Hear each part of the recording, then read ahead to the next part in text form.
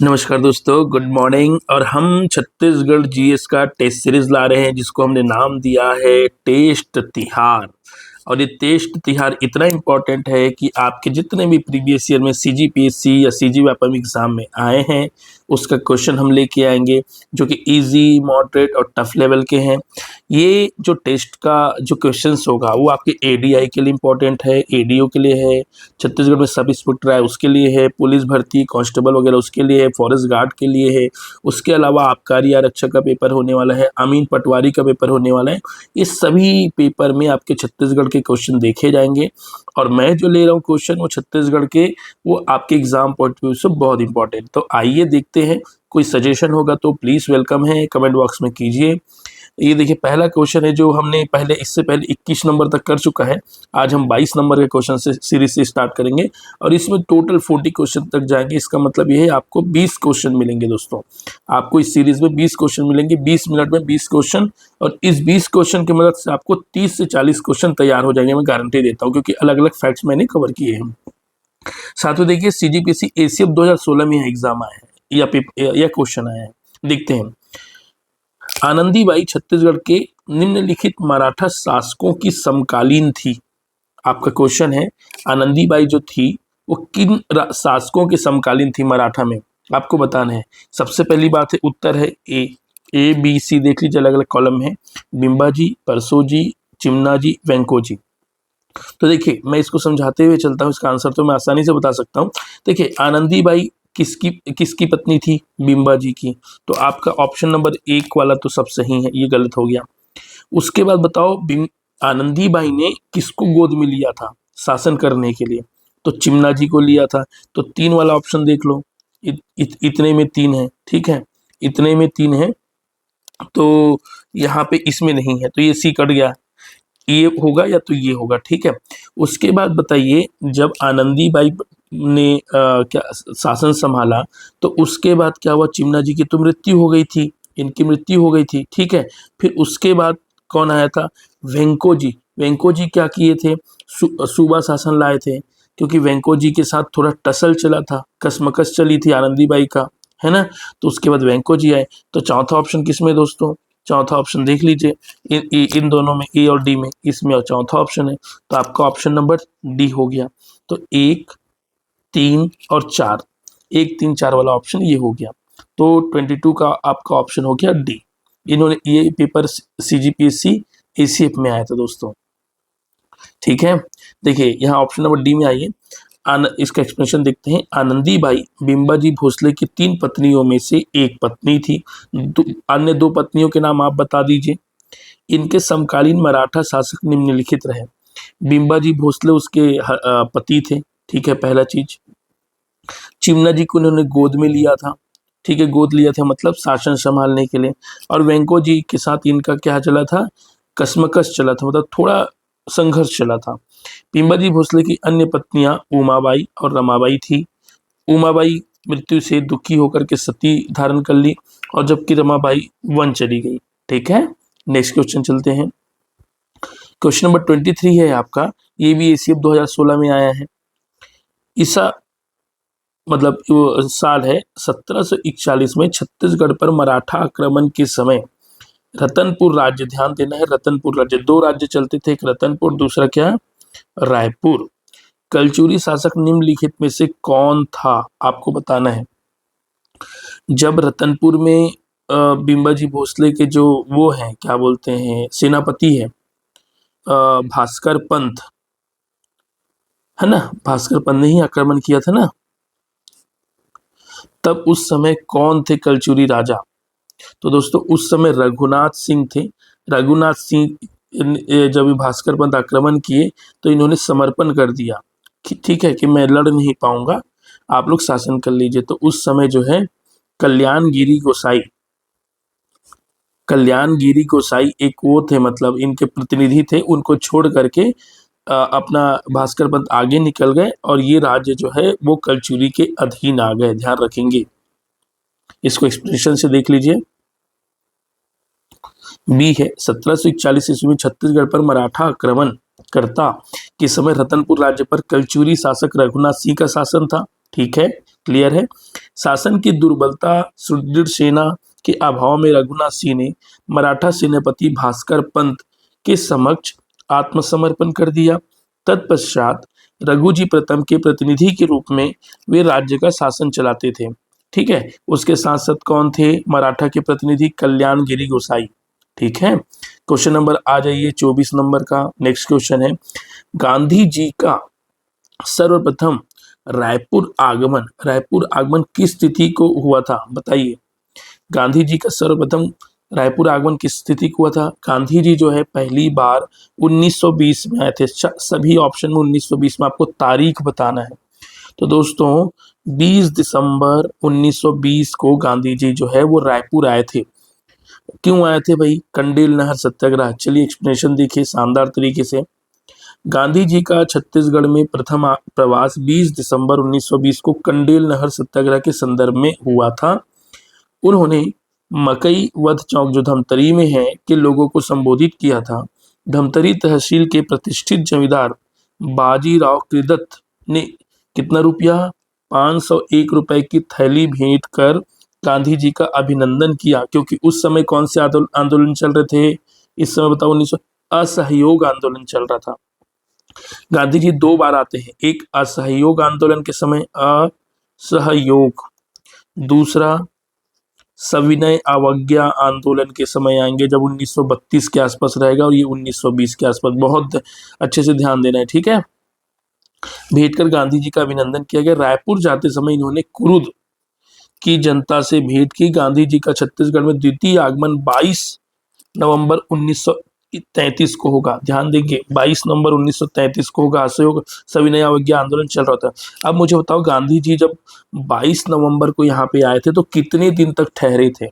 कितने दिन तक वो रायपुर, बिलासपुर, अलग अलग जगह गए हैं? आपके लिए क्वेश्चन है, ठीक है, कमेंट बॉक्स में करिए। अगला क्वेश्चन देखते हैं, क्वेश्चन नंबर 25। देखो यार, पार्टिसिपेट करोगे ना तो मजा आएगा, और मैं गारंटी देता हूँ ये क्वेश्चन आपके इस लेवल के हैं ना, CGPSC pre, ACF, CG Vyapam में अच्छे अच्छे तगड़े तगड़े क्वेश्चन, तो ये आपके एग्जाम में कहीं ना कहीं फंसने वाले हैं। ठीक है, इजी आएगा, मॉडरेट आएगा, सब तरीके क्वेश्चन में करा रहा हूँ। सविनय अवज्ञा आंदोलन के दौरान छत्तीसगढ़ में जंगल, इसमें बताना है कि कौन सा सही है, सही उत्तर का चुनाव करना है बॉस, ठीक है। सविनय अवज्ञा आंदोलन के दौरान छत्तीसगढ़ में जंगल सत्याग्रह हुए थे, आपको बताना है। देखो 2 आंदोलन हुए, एक तो अभी पूछ रहे जंगल सत्याग्रह, ठीक है। 2 आंदोलन मेजर रहा है भाई, एक तो असहयोग आंदोलन और दूसरा सविनय अवज्ञा। तो ये बताओ कि असहयोग के समय जंगल सत्याग्रह हुआ था या सविनय अवज्ञा के समय? चलिए, दूसरा है, छत्तीसगढ़ में सविनय अवज्ञा आंदोलन शांतिपूर्ण रहा। शांतिपूर्ण तो नहीं था भाई, ये तो बहुत लड़ाई झगड़ा वाला था, तो ये तो गलत है, ठीक है। दूसरा गलत है, नावा गांव रुद्री जंगल सत्याग्रह में पुलिस ने गोली चलान किया था, गोली भी चलाया था पुलिस ने, आपको याद होगा। नत्थू जी जगताप और छोटे लाल श्रीवास्तव, इन लोगों को गिरफ्तार कर लिए थे, तो कुछ युवा भाइयों के ऊपर गोली चला दी थी, तो ये तो सत्य है डेफिनेटली। और दूसरा गलत है, तो दूसरा गलत है इतना मुझे कंफर्म पता है। मैं देखो, मैं आंसर जानता हूँ, लेकिन मैं आपको कैसे सॉल्व होगा वो कोशिश कर रहा हूँ। तो दूसरा गलत है, दूसरा गलत है, तो ये सब ऑप्शन काट दो, ये भी गलत है, ये भी गलत है, ठीक है। आपको सही उत्तर का चुनाव करना है। और तीसरा सही है, ये आपको डेफिनेटली पता है, तीसरा सही है क्योंकि गोली चलाया था। या तो ये ध्यान रख लीजिए, अगर सविनय अवज्ञा आंदोलन है तो ऑप्शन 1 देख लीजिए और ऑप्शन 3, तो ये वाला ऑप्शन आपका सही है बॉस, ये वाला गलत है ऑप्शन, ठीक है। तो आपका ऑप्शन नंबर ई है। देखो, पहले PSC में 5 ऑप्शन आते थे, आप सभी को पता है, अब तो 4 ऑप्शन आने लग गए हैं। एक्सप्लेनेशन सुनिए ध्यान से। 12 मार्च 1930 को गांधी जी ने दांडी मार्च यात्रा आरंभ कर सविनय अवज्ञा आंदोलन का शुभारंभ किया। इस आंदोलन से पूरा छत्तीसगढ़ आंदोलित हो उठा। 22 अगस्त 1930 को बड़ी संख्या में सत्याग्रहियों ने नवागांव वन विभाग की सुरक्षित घास को काटकर कानून का उल्लंघन करने का निर्णय लिया। मेन क्या है, दांडी यात्रा में यही किया गया कि दांडी में जो नमक है, उसको नमक कानून को तोड़कर अंग्रेज को ये बताना है कि हम तुम्हारे कानून का पालन नहीं करते हैं, हम तुम्हारे कानून को तोड़ेंगे, ठीक है।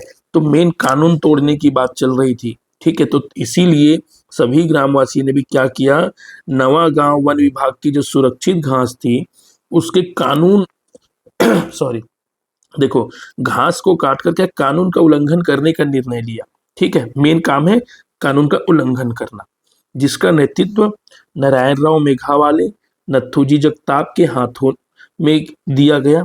ठीक है, उन्हें गिरफ्तार कर 144 धारा लगा दी गई ताकि वहां पे कोई प्रकार से 144 के धारा लगने का मतलब ये था 5 से अधिक व्यक्ति एक जगह जमा नहीं होना है। तो यहाँ से 5 से अधिक व्यक्ति को जमा नहीं होने की इजाजत नहीं दी गई।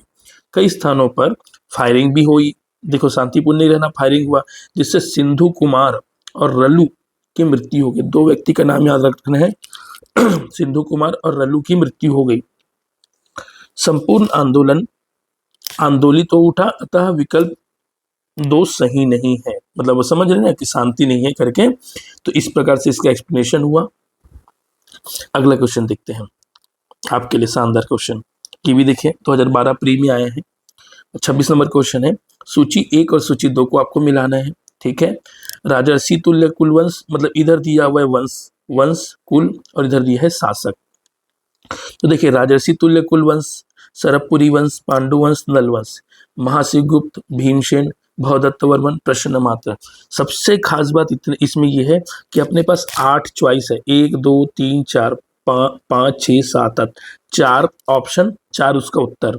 तो ऐसे क्वेश्चन में कैसे करना चाहिए, जो आपको पता है सबसे पहले उसको मिलाओ। तो इधर वाला समझ में आ रहा है तो ठीक, नहीं तो इधर वाला समझ में आ रहा है तो ठीक। कौन सा ठीक लग रहा है मुझे पहले बताओ। देखो चलो मैं अपने हिसाब से बताता हूँ, शायद मेरी फ्रीक्वेंसी सब लोगों से मैच करे। मुझे पता है कि ये भवदत्त वर्मन ना बस्तर तरफ का राजा रहा, बस्तर तरफ का रहा है भवदत्त वर्मन। तो भवदत्त वर्मन जो है ना, देखो ये पांडुवंश ये सिरपुर वाला है, सरबपुरी भी उधर छत्तीसगढ़ वाला है और ये राजर्षि तुल्य भी उधर वाला है। तो भवदत्त वर्मन को ना सबसे पहले मिलाऊंगा नल वंश। ठीक है, तो ये नल वंश का, तो डी ऑप्शन में देखो, ये डी ऑप्शन तीसरा नंबर कितने में है, डी ऑप्शन जो है तीसरा नंबर किस में है ये जो ए बी सी डी है ना भाई, वो ये वाला ए बी सी डी नहीं है, ये वाला ए बी सी डी है। एक एक बारीकी बताने की कोशिश करो, ये वाला ए बी सी डी है। ठीक है, कब कोई कोई लोग पेपर में कंफ्यूजन होता है, इधर ऑप्शन होता है इधर ये वाला होता है। अब देखते हैं, मैंने डी ऑप्शन को 3 में जाके टिका दिया। तो देखो ये जो डी है ना, ये वाला डी वाला, ये 3 में जाके एक ही जगह टिक रहा है, देखो बाकी किसी में नहीं है, बाकी किसी में नहीं। मैं सिर्फ एक क्वेश्चन अगर सही कर लेता हूँ ना तो ये सही हो जाएगा। मेरा ऑप्शन नंबर बी सही है। ठीक है, ऑप्शन नंबर बी सही है, लेकिन मैं फिर भी उसके बाद मैच करता हूँ। ठीक है, देखो उसके बाद देखो महाशिवगुप्त बालार्जुन। ठीक है, यहाँ बालार्जुन नहीं लिखा है लेकिन महाशिवगुप्त, महाशिवगुप्त कौन था, सिरपुर का पांडुवंश था जो सिरपुर में राजा करता था, बहुत सारे बौद्ध संग्राम बनाए थे। तो यहाँ पे महाशिवगुप्त पांडुवंश हो गए। ठीक है, देखो सी ऑप्शन में ये भी मैच कर रहा होगा, सी में पहला, देखो सी में पहला ये भी मैच हो गया। उसके बाद देखो सरबपुरी, सरबपुरी वाला जो मल्हार तरफ था ये अपना प्रश्न मात्र है ना। तो बी ऑप्शन में देखो चौथा ये भी मैच कर रहा है।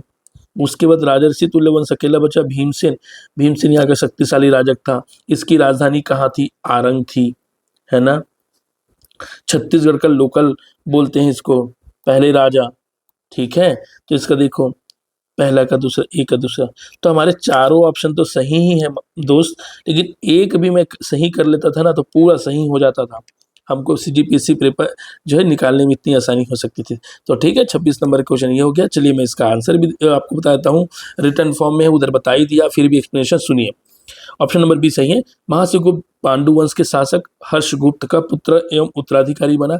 ये एक्सप्लेनेशन सुनना इसलिए जरूरी है क्योंकि same to same question paper में नहीं आएंगे, कोई चेंजेस होगा, है ना। तो चेंजेस होगा उसके लिए एक्सप्लेनेशन देखने से फायदा ये है कि नया दिमाग में चीजें ऐड होता है भाई। बाल्यावस्था में ही धनुर्विद्या में निपुण होने के कारण उनका नाम बालार्जुन हो गया। उसने लगभग 60 वर्षों तक शासन किया है। प्रसन्न मात्र सरबपुरी वंश का प्रतापी शासक था। इसके समय के सोने के सिक्के राज्य में स्थानों में चलाए गए, याद रखो सोने के सिक्के चलाए हैं। और बालार्जुन के समय 60 वर्ष तक उन्होंने शासन किया है, बालार्जुन जो है। ठीक है, राजर्षि तुल्य कुल साक्ष्य छत्तीसगढ़ में दक्षिण कौशल के आसपास 5वीं शताब्दी में मिलते हैं, जो कि आरंग में है। इस वंश का प्रतापी शासक भीमसेन हुआ, जिसका ताम्रपत्र में आरंग से प्राप्त हुआ है। ठीक है, भीमसेन का ताम्रपत्र कहाँ से मिला है? आरंग से। भौदत्त वर्मन नलवंश नागवंश का प्रतापी शासक था, जिसने इस वंश की सत्ता आधिकारिक विस्तार किया है। क्लियर है दोस्तों?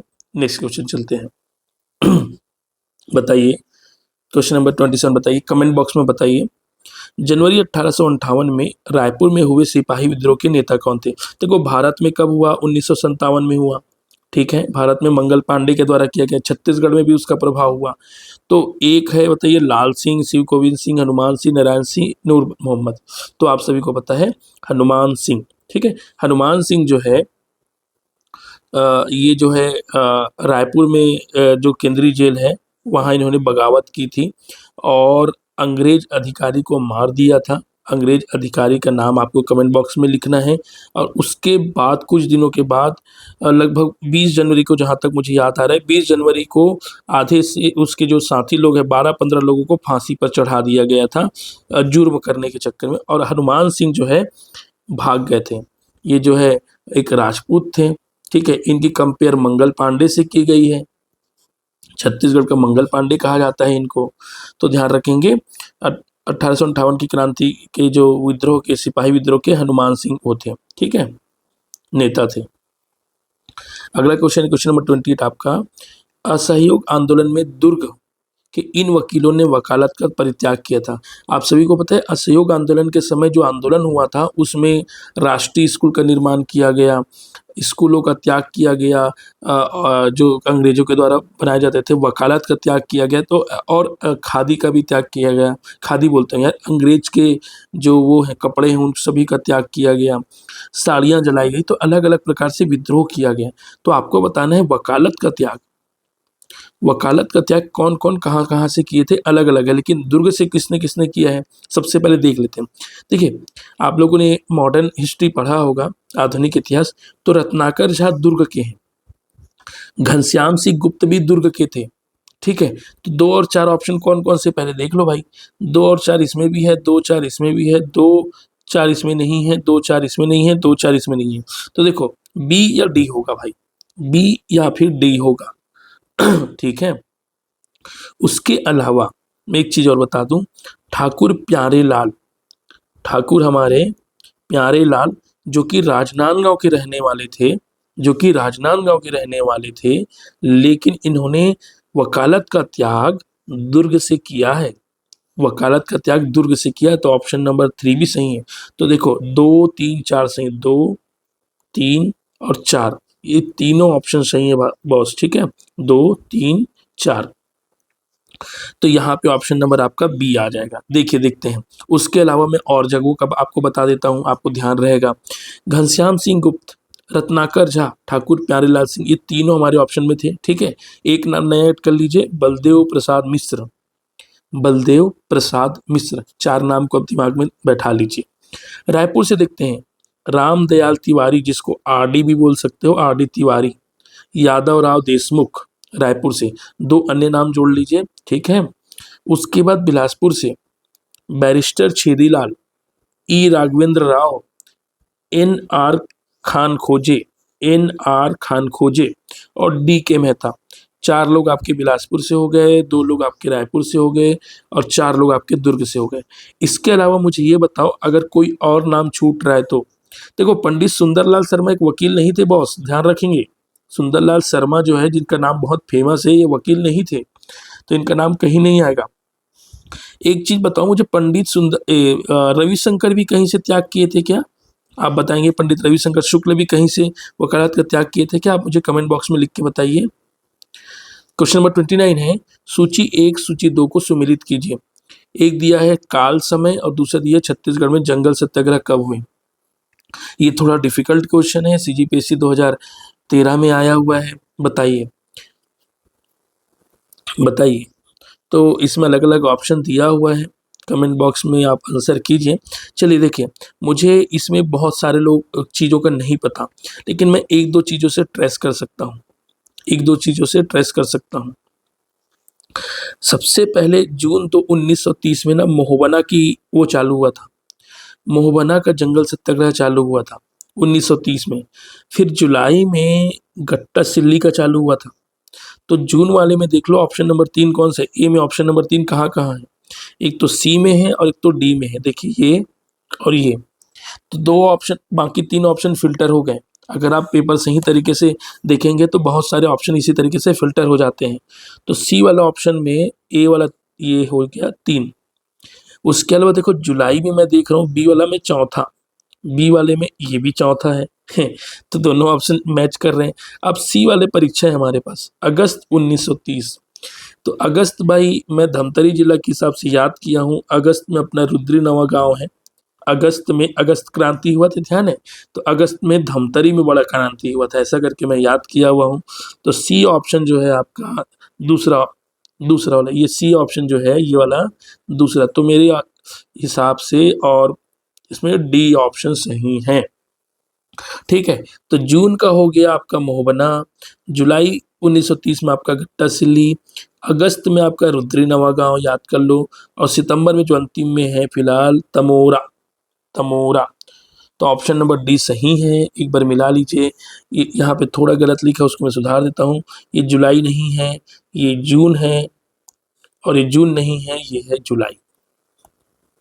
तो जून में मोहबना का हुआ था, जुलाई में गट्टा सिल्ली का हुआ था, अगस्त में रुद्री नवा गांव का, और सितंबर में तमोरा का हुआ था। ठीक है दोस्तों, अपना नेक्स्ट क्वेश्चन 1900 नंबर 1900 मतलब बोलते हैं यार, क्वेश्चन नंबर 30। निम्नलिखित में से किस ब्रिटिश अधिकारी ने 1818 में छत्तीसगढ़ की राजधानी रतनपुर से रायपुर स्थानांतरित कर दी थी? आपको पता है प्रत्यक्ष मराठा शासन के बाद 1818 से लेके 1830 तक अंग्रेजों ने अधीक्षक नियुक्त करके, सॉरी गलत लिख रहे हैं, मैं सही लिखता हूँ, अधीक्षक मतलब सुप्रिटेंडेंट नियुक्त करके छत्तीसगढ़ में रायपुर में रतनपुर में शासन किया। तो पहले राजधानी हुआ करता था कौन सा? रतनपुर, महामाया मंदिर का जगह रतनपुर, उसके बाद हो गया रायपुर जो दूधाधारी मठ का जगह है, तो रायपुर। तो उस समय जो है मेजर एगेन्यू ने बहुत बड़ा रिफॉर्म किया था, जिसमें 27 परगना से उन्होंने 8 परगना बना दिया था। मराठा शासन के समय राजधानी परिवर्तन किया था, बहुत सारे टैक्स वैक्स लगाए थे नए नए, खालसा जमीन को वापस ले लिया था। तो चलिए पूरा एक्सप्लेनेशन देखते हैं शानदार तरीके से। मेजर एगेन्यू ने अपना महत्वपूर्ण कार्य रतनपुर के स्थान पर रायपुर को छत्तीसगढ़ की राजधानी बनाने का निश्चय किया। ठीक है, रायपुर पहली बार 1818 ईस्वी में ब्रिटिश अधीक्षक का मुख्यालय एवं छत्तीसगढ़ की राजधानी बना। उसी के बाद से रायपुर का मेन डेवलपमेंट चालू हुआ। एगेन्यू ने 1819-20 में परगनों का पुनर्गठन कर संख्या 27 से घटाकर 8 कर दी गई। ठीक है, उसने मुद्रा विनिमय के क्षेत्र में विषमताओं को दूर किया, मुद्रा विनिमय में भी काम किया। ठीक है, पहले बार्टर सिस्टम चलते थे ना, एक्सचेंज करके वस्तुओं को, उसके बाद उन्होंने करेंसी लाई, पैसा लाया, एक रूपता लाई। उसने धमदा के नकली गोंड राजा के विद्रोह को शांत किया, धमदा का विद्रोह भी हुआ, तथा सोना खान के जमींदार वहां के जमींदार के बारे में आप सभी को पता है, वीर नारायण सिंह के बारे में, हड़पी गई खालसा भूमि को उसने वापस लिया। तो ये सारे काम एगेन्यू ने किए। आपको ध्यान रखना है, पेपर में कोई भी चीज पूछी जा सकती है। अगला क्वेश्चन है हमारा, छत्तीसगढ़ में मराठा शासन के दौरान निम्न सूबेदार नियुक्त हुए। देखो मराठा शासन लोग सूबेदार की मदद से शासन किए, और इसके मेन जो वो थे वेंको जी थे। वेंको जी चाहते थे रायपुर नहीं और रायपुर गांव है, वो चाहते थे कि भाई मैं नागपुर शहर में रह के शासन करूं। जैसे आज आप लोग बोलते हो ना, क्या बोलते, गांव नहीं जाना है, मुझे गांव नहीं जाना है, शहर में ही रहना है। रायपुर भिलाई बिलासपुर में आप लोग रहते हो और गांव जाने से मज़ा नहीं आता, तो ठीक उसी प्रकार है। वेंको जी भी उस समय बड़े जवान थे, तो वो बोले यार मैं कहाँ से रायपुर में गांव में जाके कुछ भी नहीं कर पाऊंगा, नागपुर शहर ही ठीक है। तो इस प्रकार से वेंको जी ने नागपुर से शासन किया, और उसके बाद वो सूबेदार भेजे, वहाँ के अपना प्रतिनिधि भेजे जिसको सूबेदार बोला जाता था। ठीक है, तो आपको बताना है कि कौन कौन से सूबेदार रहे। देखो केशव गोविंद रहे हैं, महिपत राव रहे हैं, विट्ठल राव रहे हैं, बीकाजी गोपाल रहे हैं। क्वेश्चन वो नहीं है, क्वेश्चन आपको क्रम बताना है। सबसे पहले कौन आया बताओ, चलो परीक्षा है आपकी। देखो सबसे पहले महिपत राव दिनकर, महिपत राव दिनकर आए, ठीक है। बताओ महिपत राव आया या विट्ठल राव आया? महिपत राव दिनकर तीसरा ठीक है। तीसरा देख लो कौन कौन से में, सी में है और डी में है। उसके बाद विट्ठल राव आया, दूसरा हो गया, ये भी सही है, इसमें दूसरा दिया, सीधा सही हो गया। बताओ एक ही ऑप्शन में। विट्ठल राव के बाद कौन आया बताओ? केशव गोविंद आया या बीकाजी गोपाल आया? मुझे बताओ। केशव गोविंद आया, केशव गोविंद भी सही है। उसके बाद बीकाजी गोपाल आया। चलिए उसके अलावा कितने सूबेदार और हुए उसको भी देख लेते हैं, ठीक है। ऑप्शन नंबर क्लियर है ना। एक्सप्लेनेशन देख लेते हैं। छत्तीसगढ़ में सूबेदार और कार्यकाल, महिपत राव आया सबसे पहले 1987 से 1990, ठीक है। विट्ठल राव दिनकर, यार इसी के समय तो आनंदीबाई थी, आनंदीबाई थी। अब जो मैंने पहले क्वेश्चन में ही बताया था, इन्हीं के समय थी। और उन दोनों के बीच में संघर्ष चल रहा था कि शासन कैसे किया जाए। आनंदीबाई देने को तैयार नहीं थी और महिपत राव शासन अपने हाथ में लेने की कोशिश कर रहे थे, क्योंकि वेंको जी भेजे थे। ये बेचारा घबरा रहा था कैसे लूं करके, तो इसीलिए संघर्ष चला। 1790 से 96 में विट्ठल राव दिनकर ने शासन किया। विट्ठल राव के समय कौन से अंग्रेज छत्तीसगढ़ आए थे भाई बताओ? Captain blunt. कैप्टन 1795 में कैप्टन ब्लंट जो है भोपाल पट्टनम में प्रवेश करने की कोशिश किए थे, ठीक है। उसके बाद केशव गोविंद 97 से लेकर 1800, इसके समय कौन से अंग्रेज अधिकारी छत्तीसगढ़ आए थे? कोलब्रुक, ठीक है, कोलब्रुक। फिर बीकाजी गोपाल, पंडारी विद्रोह, पिंडारी विद्रोह 1809 से 1900, ठीक है। क्लियर है दोस्तों सब? चलिए, छत्तीसगढ़ में मराठा राज्य अप्रत्यक्ष रूप से मराठा सेनापति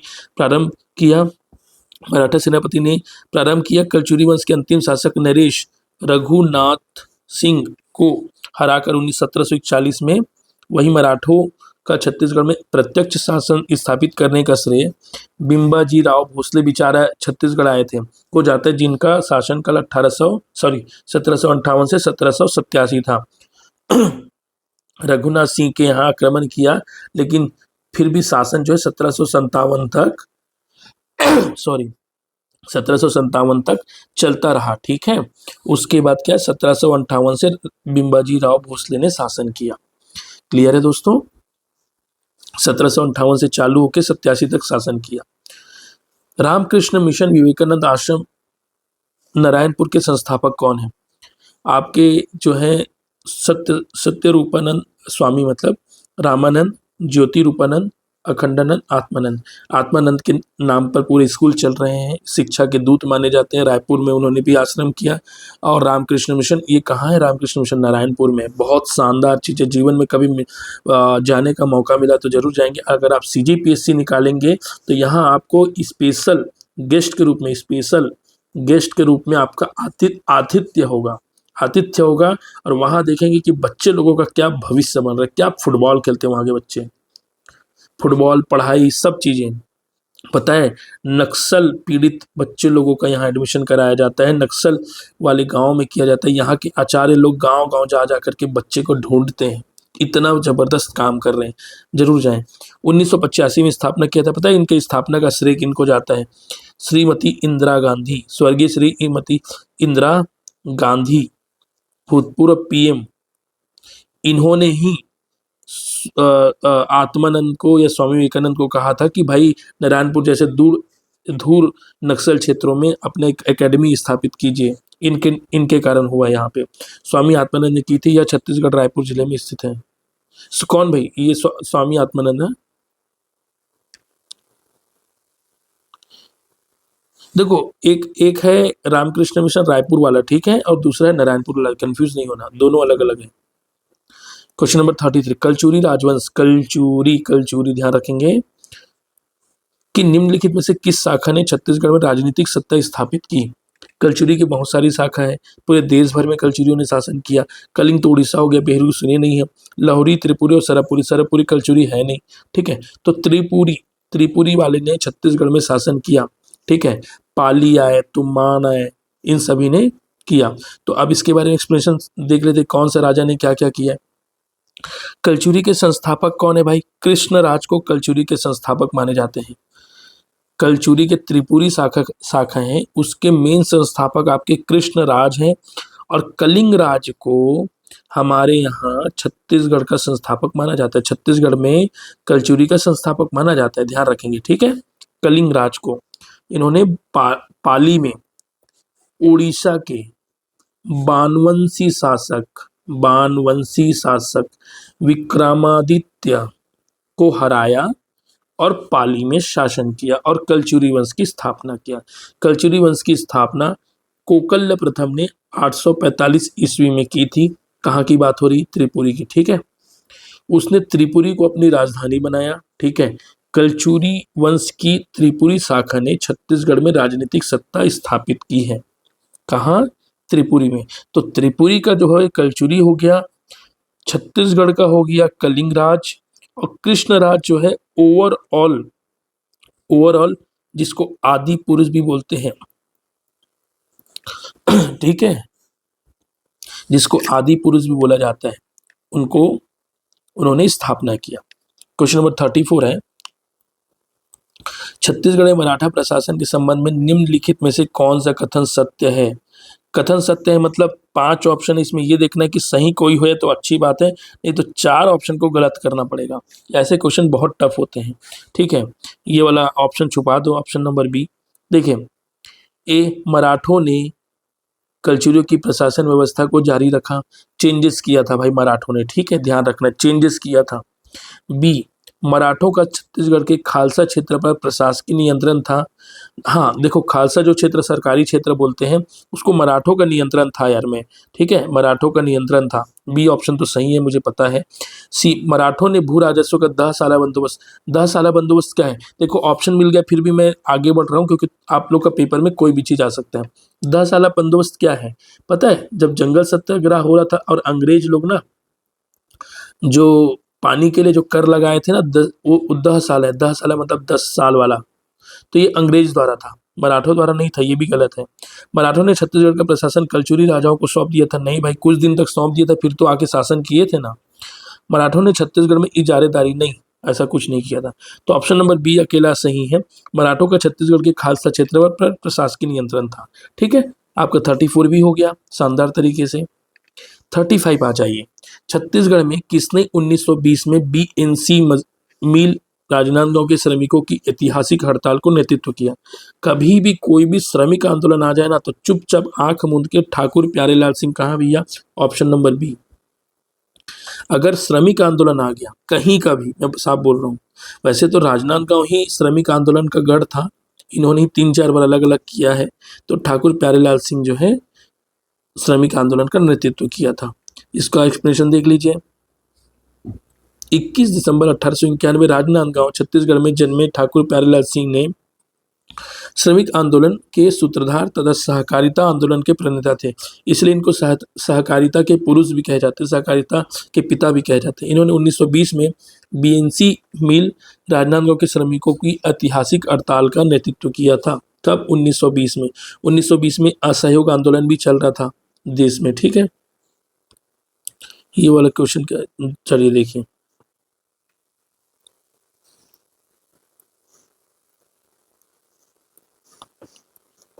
अगला क्वेश्चन हमारा क्वेश्चन नंबर 36, प्राचीन छत्तीसगढ़ के राजवंश बताने आपको और सूची 2 शासक से सुमेलित कीजिए, ठीक है। चलिए सुमेलित कीजिए भाई। एक सूची 1 है शासक, और नहीं शासक नहीं, ये वंश है, ठीक है, और इधर है शासक। चलिए मैं पहले बताया था ना ट्रिक, इससे पहले वैसा कीजिए। इसमें से क्या चीज आपको याद है मुझे बताओ? नल वंश के राजा का नाम है, याद है ना, स्कंदवर्मन। स्कंदवर्मन कौन से हो गए भाई बताओ? नल। नल यार, बस्तर का नल यार, इंद्रावती नल, पानी बह रहा है, तो ठीक है। तो देखो ए में 3 नंबर खोज लो भाई, ए में 3 नंबर खोज लो। ए में अपना 3 नंबर सिर्फ एक ही ऑप्शन है, एक ही ऑप्शन, इतना आसान है बताओ। पता है इसमें क्या होता है, अगर जान गए ना तो बहुत सुंदर है। तो देखो एक ही ऑप्शन है, बाकी चेक करने की जरूरत नहीं, अपना ऑप्शन मिल गया है, लेकिन उसके अलावा और चेक करते हैं क्योंकि अपना टेस्ट होना है ना यार। तीवरदेव कहाँ के? पांडु वंश का तीवरदेव है। इन्होंने एक उपाधि धारण की थी, सकल कौशलाधिपति, सकल कोसलाधिपति, यही किया था ना? बताओ तो कमेंट बॉक्स में हाँ या ना लिखो तो। फिर देखो सोमवंश और उसके बाद सरबपुरी, तो इसमें आप लोगों को कंफ्यूजन हो सकता है, ठीक है। देखो सोमवंश का मैं बताता हूँ, उड़ीसा का जो ये सोमवंश है, ठीक है। याद है उड़ीसा के सोमवंश में शिवगुप्त, फिर उसके बाद महाभवगुप्त एक, महाशिवगुप्त एक, महाभवगुप्त दो, महाशिवगुप्त दो, महाभवगुप्त तीन, महाशिवगुप्त चार, ऐसा करके नहीं था यार, जिसमें जन्मेजय नाम था, उद्योग केसरी नाम था, ये वही वाला तो है। तो ये जो सोम है, यहाँ का राजा कौन हुआ? शिवगुप्त हुआ, ठीक है। और सरबपुरी का सुखदेवराज, ठीक है। इसी प्रकार के ऑप्शन नंबर आपका बी होता है। मैं इसको फिर से करा दूं क्या? ठीक है, फिर से देखिए। नल का हो गया स्कंदवर्मन, सरबपुरी का हो गया आपका सुखदेवराज सॉरी, पांडुवंश का हो गया आपका तीवरदेव, सोमवंश का हो गया आपका शिवगुप्त। क्लियर है? चलिए देख लीजिए, मिला लीजिए, स्क्रीनशॉट भी कर सकते हैं, कोई रिस्ट्रिक्शन नहीं है। हाँ, बस इतना है कि आपके प्यार की ज़रूरत है, इसलिए सब्सक्राइब कीजिए और यह वीडियो दूसरे दोस्तों तक शेयर कीजिए यार। हमारे चैनल को आगे बढ़ाना है ताकि गरीब छत्तीसगढ़ में बहुत सारे जो सरगुजा संभाग और बीच में ये जो बस्तर संभाग पढ़ नहीं पाते, जहाँ पे ना मोबाइल की सुविधा है, ये ले देखिए 1 GB डेटा भी रहता है यार इनके पास, है ना। और हमारे पास तो अनलिमिटेड डेटा रहता है, वाईफाई रहता है, तो ये 1 GB डेटा में ले दे के पढ़ाई कर पाते हैं। आजकल कंपनी वाले बदमाश हो गए, बहुत जल्दी डेटा काटते हैं, तो इन दोस्तों तक शेयर कीजिए। कंपटीशन फेयर होना चाहिए यार, रायपुर छत्तीसगढ़ रायपुर सरगुजा बस्तर सभी तरफ बराबर बटा होना चाहिए। तो और भी लोगों से रिक्वेस्ट है कि आप लोग के अलग अलग जो ग्रुप है ना, उसमें शेयर कीजिए, ये और लोगों को मदद करेगा, मेरा ऐसा विश्वास है। और मदद करने से खास बात ये, आपको एक अच्छा फीलिंग आएगा, अच्छा फीलिंग आने से आप एक पॉजिटिव इन्वायरमेंट में रहेंगे। इसीलिए अच्छा फीलिंग के लिए सब्सक्राइब करें और दूसरे दोस्तों तक शेयर करें। क्वेश्चन नंबर 36, ये साइंटिफिक प्रूफ है भाई, मैं बता देता हूँ। निम्नलिखित में से कौन सी जोड़ी छत्तीसगढ़ में आदिवासी विद्रोह में उसका नेता सुमिलित है? बताओ भाई, ये बड़ा इंपॉर्टेंट है। चलो आप लोग का टेस्ट हो जाएगा, आज टेस्ट हो जाएगा, चलिए करिए। इसमें सुमेलित नहीं है बताना है, ठीक है। सुमेलित नहीं, क्वेश्चन अच्छे से पढ़ना है। अब देखो सुमेलित नहीं है मतलब इसमें अगर एक जो है सही है, मतलब सर इसमें क्या होगा, 4 ऑप्शन सही होगा। मैं जो बता रहा हूं ना, पेपर में काम आने वाला, ध्यान से सुनो। 4 ऑप्शन सही होगा और एक ऑप्शन बस सुमेलित नहीं है। 5 ऑप्शन दिया है, ठीक है।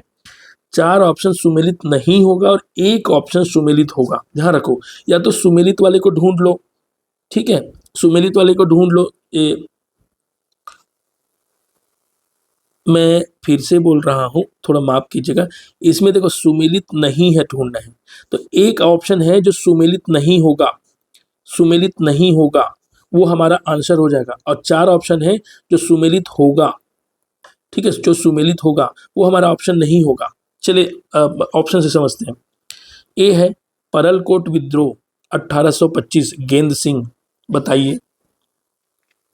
हाँ ये सही है, हाँ ये सही है, ठीक है। चलिए अगला क्वेश्चन है, तारापुर विद्रोह दलगंजन सिंह, ये भी सही है। मेड़िया विद्रोह हिडमा मांझी, मेड़िया मतलब समझ गए कौन सा है? ये है दंतेवाड़ा में जो बलि देते हैं ना, नर बलि, उसके उसके कारण था, तो ये भी सही है। कोई विद्रोह, इसको पता है कोई विद्रोह को क्या बोलते हैं? इसमें एक पेड़ कटेगा तो एक सिर कटेगा, ऐसा गांव वाले ने बोला था। सिर किसका? गांव का नहीं, अंग्रेज का सिर कटेगा, तो उसको कोई विद्रोह बोलते हैं। तो इसका ये गोपीनाथ का परदार नाम दिया, ये नहीं, ये गलत है। अपना ऑप्शन जो है यही होगा, अपना ऑप्शन जो है यही होगा, ऑप्शन नंबर डी सही होगा, ठीक है। लेकिन इसका आंसर क्या है? नांगुल दोरला, नांगुल दोरला, इनके द्वारा नेतृत्व किया गया था, ठीक है। बस्तर विद्रोह गुंडाधुर सही है, नेता नार करके जगह है बस्तर में, ठीक है। उसके नेतृत्वकर्ता कौन है? गुंडाधुर है। बस्तर विद्रोह को भूमकाल विद्रोह भी बोला जाता है, ठीक है, क्लियर है। चलिए शानदार तरीके से देखिए, बस्तर जिले के आदिवासियों द्वारा नांगुल दोरला के नेतृत्व में 1859 में हुआ है। ठीक है, ये क्लियर हो गया। कोई विद्रोह जो है, कोई विद्रोह वन संरक्षण का प्रथम भारतीय उदाहरण है। वन संरक्षण का उदाहरण है 24 दिसंबर 1824 को मराठों एवं अंग्रेज अधिकारियों की शोषण नीति के विरुद्ध परलकोट विद्रोह जमींदार गेंद सिंह के नेतृत्व में हुआ था। परलकोट विद्रोह भी क्लियर हो गया, गेंद सिंह ने किया। अगला देखिए, बस्तर विद्रोह जिसको भूमकाल बोला जाता है, किसके द्वारा किया गया? गुंडाधुर, जिसको भूमकाल का जननायक कहा जाता है। अब दूसरा मैं बताया आपको मेड़िया, जिसमें नर बलि दी जाती है ना, उसमें उसका कौन किया था? हिड़वा मांझी ने नेतृत्व किया था। ठीक है, 3-4 आंदोलन कवर हो गए, वेरी गुड। अपन 40 नंबर क्वेश्चन तक पहुंचने वाले हैं, या वीडियो अगले 2-3 क्वेश्चन में खत्म हो जाएगा। ताना भगत आंदोलन को जतरा उरांव ने किस वर्ष प्रारंभ किया?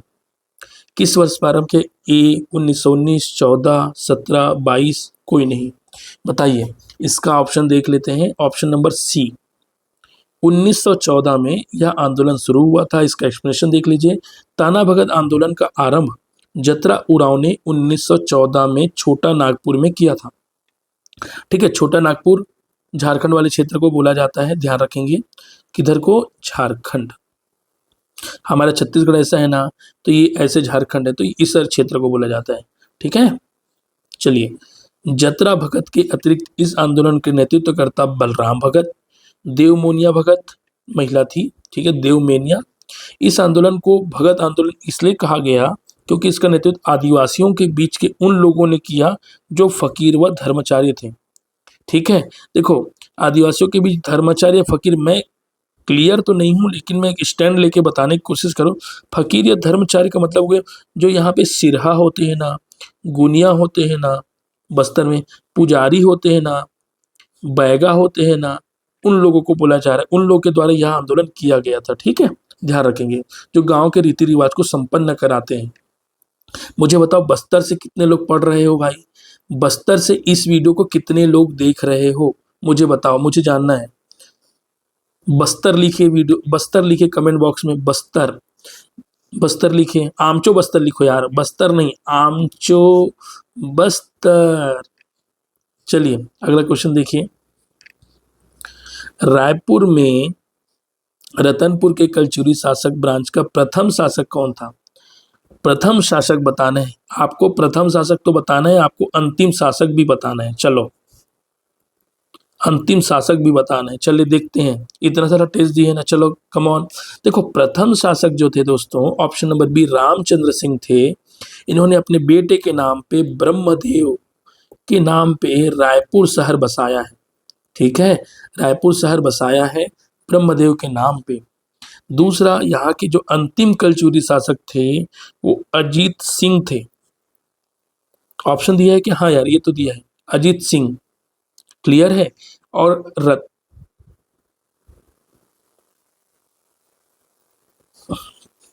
चलिए ऑप्शन नंबर बी, रायपुर में रतनपुर के कलचुरी शाखा के प्रथम शासक। देखो, रायपुर में रतनपुर के कलचुरी शासक की बात करें, ठीक है, ध्यान रखना, रायपुर में रतनपुर वाला शाखा के शासक की बात हो रही है।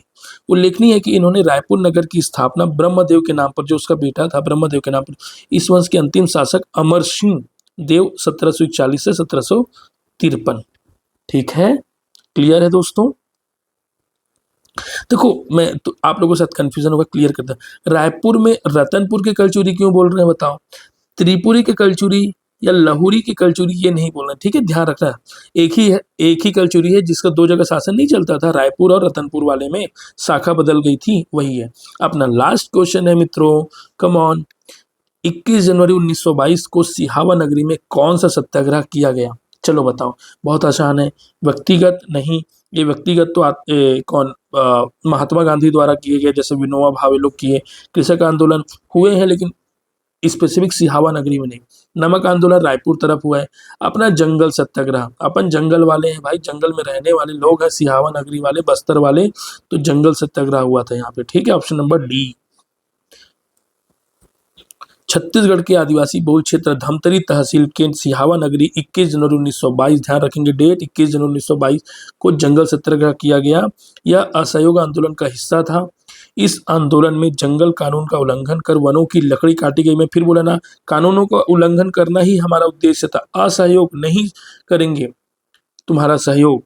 इस आंदोलन का नेतृत्व श्यामलाल सोम, पंचम सिंह, विशंभर पटेल, शोभाराम, ये चारों नाम याद रखना है, श्यामलाल सोम, पंचम सिंह, विशंभर पटेल, शोभाराम। कोई भी पूछा जा सकता है नगरी सिहावा जंगल सत्याग्रह के नेतृत्वकर्ता कौन है। इसी के साथ हमारा क्वेश्चन खत्म होता है। आप लोग इस वीडियो में बने रहे, मुझे बहुत अच्छा लगा। दूसरी बात यह है कि मैं आप लोगों से सलाह चाहता हूँ ताकि और वीडियो को कैसे बेहतर बनाया जा सके और क्या सजेशन हो सकते हैं, या वीडियो कैसा लगा ये भी बताओ, ताकि मुझे एटलीस्ट मुझे समझ में आए, मोटिवेशन मिले कि हाँ भाई मैं जो बना रहा हूँ सही बना रहा हूँ। उसके अलावा आप हमारे व्हाट्सएप चैनल और टेलीग्राम चैनल में इस नंबर के थ्रू जुड़ जाइए। हमारे यहाँ PDF शेयर होता है। एक नंबर गलत हो गया, 1 जीरो और लगा लो यार, 1 जीरो और लगा लो, 9770013511। यह हमारा व्हाट्सएप नंबर है, चाहे तो आप कॉल भी कर सकते हैं किसी प्रकार के सजेशन के लिए। तो मैं आप लोगों से विदा लेता हूं, और आपके प्यार बनाए रखने के लिए इस चैनल को सब्सक्राइब, लाइक और शेयर करें। Thank you so much.